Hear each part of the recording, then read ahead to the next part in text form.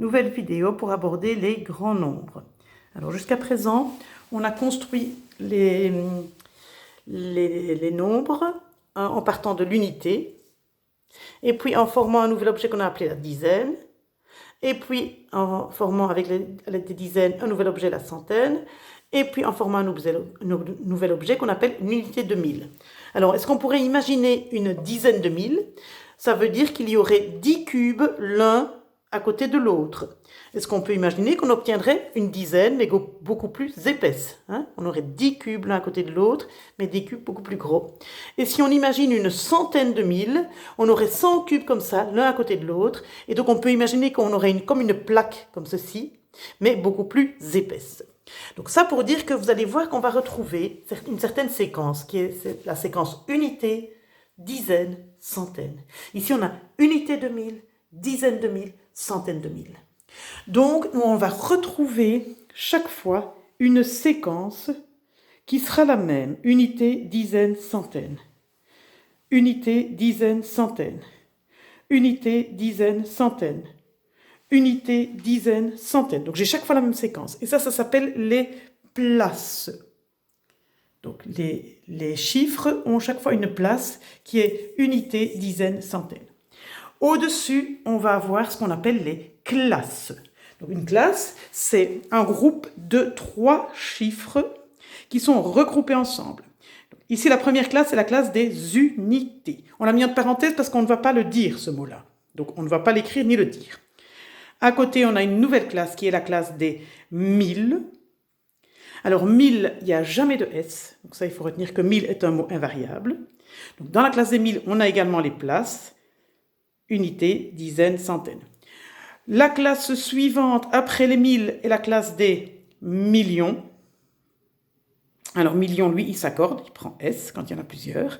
Dans la classe des millions, j'ai les places, unité, dizaine, centaine. Et dans la classe des milliards, même chose, j'aurai unité, dizaine, centaine. Donc, comment concrètement lire et écrire un grand nombre?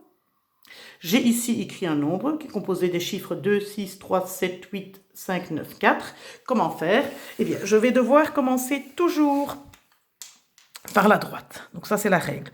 Je commence toujours par la droite. Et je vais séparer les chiffres par paquet de 3. 1, 2, 3, je sépare. 1, 2, 3, je sépare. 1, il n'y a pas de 3, il y en a 2, je les laisse ensemble. Alors, j'ai obtenu 3 nouvelles classes. Une classe, 2 classes, 3 classes, que je vais devoir nommer. La première classe, c'est la classe des unités. La deuxième, c'est la classe des 1000. La troisième, c'est la classe des millions. Donc, je vais pouvoir lire ceci en commençant. Alors, pour la lecture, je commence par la gauche. 26, là, ça veut dire millions. Je vais le dire, je vais l'écrire en mots, mais pas en chiffres. En chiffres, juste, ça va se matérialiser par un espace.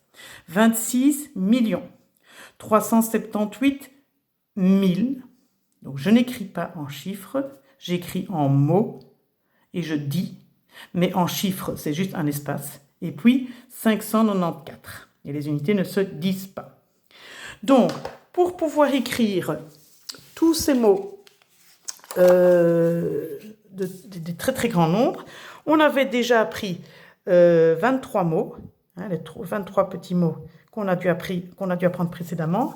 On avait rajouté le mot 100, hein, pour aller jusqu'à 999. Et maintenant, nous avons 3 mots à rajouter, qui sont les mots 1000, en sachant que 1000 est invariable, million, qui lui peut varier, et milliard. Donc, à l'aide de ces 27 mots, je peux écrire des nombres très, très, très, très grands. Voilà.